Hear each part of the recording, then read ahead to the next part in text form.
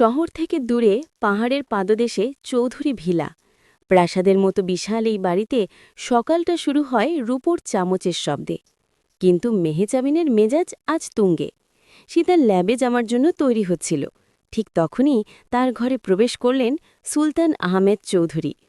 আবার সেই কাদামাখা বুট পরে বের হচ্ছ মেহেজাবিন? বাবার গম্ভীর কণ্ঠস্বর ঘর কাঁপিয়ে দিল। মেহেজাবিন আয়নায় নিজের হিজাবটা ঠিক করতে করতে শান্ত গলায় বলল, বাবা, ওটা কাদা নয়, ওটা আমার গবেষণার স্যাম্পল। আজ গ্রামের উত্তর দিকের জমিতে সয়েল টেস্টিং আছে। সুলতান সাহেব সোফায় বসলেন। শাহজাবি মেহেজাবিন, তোমার নামের সাথে এই কাজগুলো মানায় না। তোমাকে লন্ডনে পাঠিয়েছিলাম বিজনেস ম্যানেজমেন্ট পড়তে, যাতে আমাদের এই বিশাল এস্টেট সামলাতে পারো। আর তুমি ফিরে এসে চাষিদের সাথে মাঠে রোদে পড়ছ। মেহেজাবিন ঘুরে দাঁড়িয়ে বাবার সামনে এসে বসল। বাবা, বিজনেস ম্যানেজমেন্ট আমি শিখেছি, কিন্তু আমাদের এই 1000 একর জমি যদি অনুর্বর হয়ে পড়ে, তবে কিসের বিজনেস করবেন আপনি? আমি চাই প্রযুক্তির মাধ্যমে আমাদের চাষিদের জীবন বদলে দিতে। চাষিদের জীবন নিয়ে তোমাকে ভাবতে হবে না মেহেজাবিন। বাবা হাত তুলে তাকে থামিয়ে দিলেন। আগামী সপ্তাহে দুবাই থেকে রায়হান সাহেব আসছেন তার ছেলেকে নিয়ে। আমি চাই তুমি সেদিন বাড়িতে থাকো। এটা আমাদের বংশের মর্যাদার প্রশ্ন। মেহেজাবিন একটা দীর্ঘশ্বাস ফেলল। মর্যাদা কি শুধু বিয়ে আর রক্তের পরিচয়ে থাকে বাবা? মানুষের সেবায় কি কোনো মর্যাদা নেই? মেহেজাবিন তার জিপ গাড়িটা নিয়ে গ্রামের কাঁচা রাস্তায় নেমে এলো। তার পরনে সাধারণ একটা কামিজ, কিন্তু আভিজাত্য তার চোখের দৃষ্টিতে। গ্রামের শেষ মাথায় একটা পুরনো গ্যারেজের সামনে গাড়িটা হঠাৎ শব্দ করে থেমে গেল। আবার ধুর! মেহেজাবিন বিরক্ত হয়ে নামল। গ্যারেজের ভেতর থেকে একটা ছেলে বেরিয়ে এলো। পরনে কালিমাখা টি শার্ট, হাতে রেঞ্চ। নাম তার আরিয়ান। কি ব্যাপার শাহজাদি সাহেব, আপনার রাজরথপুর আবার পথ হারালো? আরিয়ান একটু হেসেই টিপ্পনি কাটল। মেহেজাবিন ভ্রু কুচকে বলল, আরিয়ান, আমি তোমাকে বলেছি আমাকে ওই নামে ডাকবে না। আর গাড়িটা দেখো তো, হুট করে বন্ধ হয়ে গেল কেন? আরিয়ান গাড়ির হুড খুলে ঝোঁকে পড়ল। গাড়ি তো চলবে না মেহেজাবিন, ইঞ্জিন ওভারহিট হয়েছে, ঠিক যেমন আপনার মাভাটা সবসময় গরম থাকে। অসভ্যতা করো না, আমার হাতে সময় খুব কম। আজ খাসপাড়ার চাষিদের সাথে মিটিং আছে। মেহেজাবিন অস্থির হয়ে বলল, আপনার এই জেদটা ভালো, কিন্তু রাজপ্রাসাদে বসে গিয়ে আর মাঠের খবর পাওয়া যায়? আপনি ড্রোন দিয়ে জমি জরিপ করছেন ঠিকই, কিন্তু চাষিদের মনির খবরটা কি নিয়েছেন? মেহেজাবিন অবাক হয়ে তাকাল।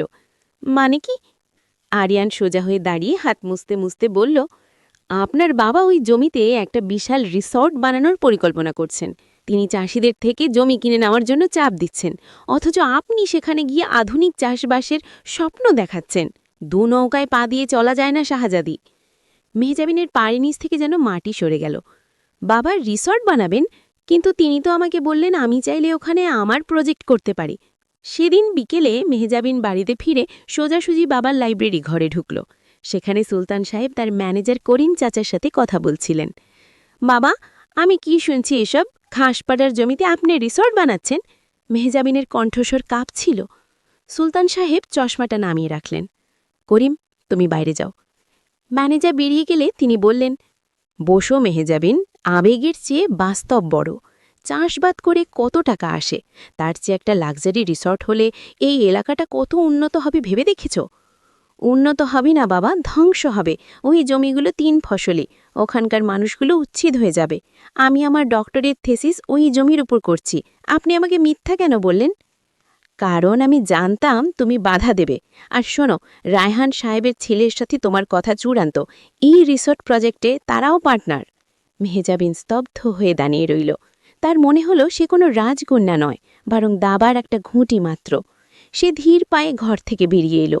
তার চোখের কোণে পানি, কিন্তু মনে এক কঠিন সংকল্প। সে তার ল্যাপটপ খুলল। আরিয়ানকে একটা মেসেজ পাঠালো, আরিয়ান, তুমি ঠিক বলেছিলে, আমার যুদ্ধটা আমার নিজের ঘরে। তুমি কি আমাকে সাহায্য করবে? মিনিট খানিক পর উত্তর এলো, একজন ইঞ্জিনিয়ার কখনো রাজকন্যাকে ফিরিয়ে দেয় না যদি সে রাজকন্যা তলোয়ার ধরতে জানে। রাত তখনও গভীর। চৌধুরী ভেলার প্রতিটি কোণ শান্ত, কিন্তু মেহজাবিনের ঘরে বাতি জ্বলছে। সে তার ল্যাপটপে ঘাসপাড়ার জমির ম্যাপগুলো দেখছিল। আরিয়ানের পাঠানো কিছু তথ্য তার চোখ খুলে দিয়েছে। দেখা যাচ্ছে রিসর্ট তৈরির আড়ালেই সেখানে একটি ক্ষতিকর রাসায়নিক কারখানার পরিকল্পনাও আছে, যা পুরো এলাকার ভূগর্ভস্থ পানি বিষাক্ত করে দেবে। হঠাৎ দরজায় টোকা পড়ল। মেহজাবিন দ্রুত ল্যাপটপ বন্ধ করে দিল। ভেতরে ঢুকলেন তার মা ফরিদা বেগম। এখনও জেগে আছিস মা? ফরিদা বেগম মেয়ের মাথায় হাত রাখলেন। মা, তুমি কি জানতে বাবা খাসপাড়ায় রিসোর্ট বানাচ্ছেন? মেহজাবিন সরাসরি প্রশ্ন করল।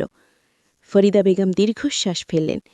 তোর বাবার জেদের কথা তো জানিস মেহজাবিন, তিনি মনে করেন টাকা আর প্রতিপত্তি সব। রায়হান সাহেবের ছেলে জাওয়াদ আসছে আগামী পরশু। ছেলেটা দেখতে শুনতে ভালো, ব্যবসা বোঝে। কিন্তু ও মানুষ হিসেবে কেমন মা? ও কি জানে এই প্রজেক্টের জন্য কতগুলো পরিবার গৃহহীন হবে? মেহজাবিনের গলায় ক্ষোভ। মারে, আমরা রাজ পরিবারের মানুষ, আমাদের কাজ নেতৃত্ব দেওয়া, সাধারণের মতো ভাবলে কি চলে? মা বুঝিয়ে বললেন, নেতৃত্ব মানে শোষণ নয় মা, আমি ঠিক করেছি আমি এই প্রজেক্ট হতে দেব না। মা চমকে উঠলেন। তোর বাবার বিরুদ্ধে যাবি? জানিস তো উনি কতটা কঠোর হতে পারেন। আমি সত্যের পক্ষে যাব মা, আর সেটা যদি বাবার বিরুদ্ধে হয় তবে তাই সই। পরদিন ভোরে মেহজানিন সাধারণ একটা বোরকা পরে পেছনের দরজা দিয়ে বেরিয়ে গেল। সে সোজা পৌঁছল আরিয়ানের গ্যারেজে। আরিয়ান তখন একটা পুরনো জিপের নিচে শুয়ে কাজ করছিল। মেহজামিনের পায়ের আওয়াজ শুনে সে স্লাইড করে বেরিয়ে এলো। শাহজাদি যে এত ভোরে, পালকি কোথায়?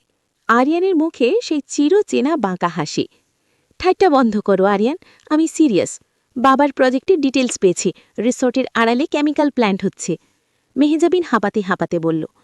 আরিয়ানের মুখটা গম্ভীর হয়ে গেল। সে হাত মুছে একটা স্টুলির উপর বসল। আমি জানতাম সুলতান সাহেব আর রায়হান সাহেব মিলে বড় দান চালছেন। এই এলাকাটা পরিবেশগতভাবে খুব সেন্সিটিভ।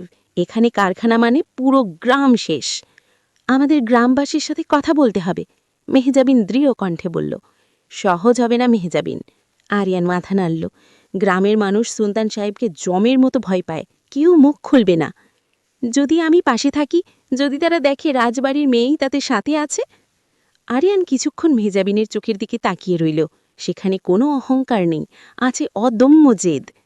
ঠিক আছে, আজ রাতে ঘাসপাড়ার মাদ্রাসার পাশে একটা গোপন মিটিং দেখছি, আপনি তৈরি থাকুন। রাত 12টা। হারিকেনের টিমটিমে আলোয় মাদ্রাসার বারান্দায় জনাব বিশেক কৃষক জড়ো হয়েছে। তারা সবাই অবাক। সামনে দাঁড়িয়ে স্বয়ং শাহজাদি মেহজাবিন, পাশে আরিয়ান। চাচারা, আপনারা আমাকে ছোটবেলা থেকে দেখছেন। আজ আমি রাজকন্যা হিসাবে নয়, এই মাটির সন্তান হিসাবে এসেছে। আমার বাবা আপনাদের জমি নিতে চান রিসর্ট বানানোর জন্য, কিন্তু সত্যিটা হলো ওখানে ফ্যাক্টরি হবে। আপনাদের পানি নষ্ট হবে, ফসল হবে না। একজন বৃদ্ধ কৃষক কাঁপা কাঁপা গলায় বললেন, কিন্তু মা, যদি চৌধুরী সাহেব রেগে যান, আমরা তো না খেয়ে মরব। আরিয়ান এগিয়ে এলো। চাচা, জমি হারালে তো এমনিতেও না খেয়ে মরবেন, তার চেয়ে লড়বেন না? মেহজাবিন আপা আমাদের সাথে আছেন, তিনি আপনাদের আইনি সাহায্য দেবেন, আর আমরা সবাই মিলে ডিজিটাল ক্যাম্পেইন করব যাতে সরকার এই প্রজেক্ট বন্ধ করে। মেহজাবিন তার ড্রোন দিয়ে তোলা কিছু ফুটেজ দেখালো। দেখুন, এই জমিগুলো আপনাদের জীবন। আমি ডক্টর হিসেবে গ্যারেন্টি দিচ্ছি, এই প্রজেক্ট বন্ধ হলে আমি আপনাদের আধুনিক চাষ পদ্ধতি শিখিয়ে দেব যাতে ফলন দ্বিগুণ হয়। আপনারা কি আমার সাথে আছেন? কৃষকেরা একে অন্যের দিকে তাকালো, তারপর সমস্বরে বলে উঠল, আমরা আপনার সাথে আছি শাহজাদি মা। পরদিন বিকেলে চৌধুরী ভিলায় সাজ রব। দুবাই থেকে রায়হান সাহেব আর তার ছেলে জাওয়াদ এসেছেন। জাওয়াদি দেখতে বেশ সুদর্শন, কিন্তু তার চোখে একটা দাম্ভিকতা স্পষ্ট। ড্রয়িং রুমে চা চক্র চলছে। সুলতান সাহেব হাসি মুখে বললেন, জাওয়াদ, আমার মেয়ে মেহজাবিনকে তো দেখলে, ও একটু পড়াশোনা নিয়ে ব্যস্ত থাকে, তবে খুব বুদ্ধিমতী। জাওয়াদ মেহজাবিনের দিকে তাকিয়ে বলল, শুনেছি আপনি এগ্রিকালচার নিয়ে কাজ করছেন, ভেরি ইমপ্রেসিভ। তবে বিয়ের পর আমাদের দুবাইতে থাকতে হবে, সেখানে তো আর ক্ষেত খামার নেই, তাই না? ও অট্টা হাসি দিল। মেহজাবিন শান্তভাবে চায়ের কাপে চুমুক দিয়ে বলল, দুবাইতেও ইনডোর ফার্মিং আর হাইড্রোপনিক্স হয় জামাত সাহেব, কিন্তু আমি ভাবছি আমার নিজের গ্রামের কথা। ঘাসপাড়ার কেমিক্যাল প্ল্যান্টের আইডিয়াটা কি আপনার? ঘরের আবহাওয়া এক মুহূর্তেই জমে বরফ হয়ে গেল। রায়হান সাহেব আর সুলতান সাহেব পরস্পরের দিকে তাকালেন। জামাত একটু থতমত খেয়ে বলল, কেমিক্যাল প্ল্যান্ট? ওটা তো বিজনেস সিক্রেট ছিল, আপনি জানলেন কি করে? আমি মেকানিক্যাল আর এনভায়রনমেন্টাল ডেটা অ্যানালিসিস জানি। আমি উঠে দাঁড়ালো। বাবা, আমি এই বিয়েতে রাজি নই, আর এই নোংরা প্রজেক্টেও আমাদের পরিবার থাকবে না। সুলতান সাহেব গর্জে উঠলেন, মেহজাবিন, নিজের সীমা ছাড়িও না, ঘরে যাও। সীমা আপনিই ছাড়িয়েছেন বাবা, মেহজাবিন স্থির গলায় বলল। আমি আজকেই প্রেস কনফারেন্স ডেকেছি। পুরো মিডিয়া জানবে আপনার এই প্রজেক্টের আসল চেহারা। আরিয়ান অলরেডি সব প্রমাণ পরিবেশ মন্ত্রণালয়ে পাঠিয়ে পেয়েছে। সুলতান সাহেব চিৎকার করে মেহজাবিনকে আটকানোর চেষ্টা করলেন, কিন্তু মেহজাবিন আগেই বাড়ি থেকে বেরিয়ে আরিয়ানের জিপে উঠে পড়ল। জিপটা যখন ধুলো উড়িয়ে শহরের দিকে ছুটছিল, মেহজাবিন জানালা দিয়ে তার পরিচিত গ্রামটাকে দেখছিল। ভয় লাগছে? আরিয়ান ড্রাইভ করতে করতে জিজ্ঞেস করল। একটাও না, মেহজাবিন হাসল। আজ মনে হচ্ছে আমি সত্যিকারের মুক্ত রাজকন্যা। কিন্তু এখন থেকে আপনার ল্যাব আর এই জিপই হবে আপনার প্রাসাদ, পারবেন তো? রাজকন্যা মানে কি শুধুই রাজপ্রাসাদ আর রেশমি কাপড়? আরিয়ান, রাজকন্যা মানে হলো দায়িত্ব। আমার দায়িত্ব এই মাটির প্রতি।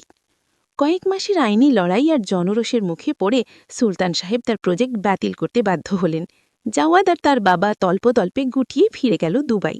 সুলতান সাহেব প্রথম দিকে খুব রেগে থাকলেও যখন দেখলেন দেশের মানুষ তার মেয়ের সাহসিকতার প্রশংসা করছে, তখন তার কঠোর মন কিছুটা গলতে শুরু করল। 1 বছর পর খাসপাড়ার সেই বিতর্কিত জমিতে এখন সারি সারি সবুজ ফসল। সেখানে মেহজাবিনের তত্ত্বাবধানে গড়ে উঠেছে Green Queen Agritech Centre. Ariyan সেখানে টেকনিক্যাল হেড। মেহজাবিন এখন আর হিরে জহরত পরে না। তার কানে ছোট্ট দুল আর পরনে সুতির পোশাক। সে যখন খেতে কাজ করা মহিলাদের সাথে বসে দুপুরের খাবার খায়, তখন তাকে আলাদা করে চেনা যায় না। আরিয়ান কাছে এসে দাঁড়াল। সব তো হল, কিন্তু শাহজাদির ব্যক্তিগত প্রাসাদের কি খবর? মানে কোনো রাজপুত্রের এন্ট্রি হবে নাকি? মেহজাবিন একটা ধান গাছের ডগা ছুঁয়ে হাসল। রাজপুত্র তো রূপকথায় থাকে আরিয়ান, বাস্তবে আমাদের মতো সাধারণ মানুষের সাথে কাঁধে কাঁধ মিলিয়ে লড়াই করার সঙ্গী দরকার। তুমি কি তৈরি? আরিয়ান মেহজাবিনের চোখে চোখ রাখল।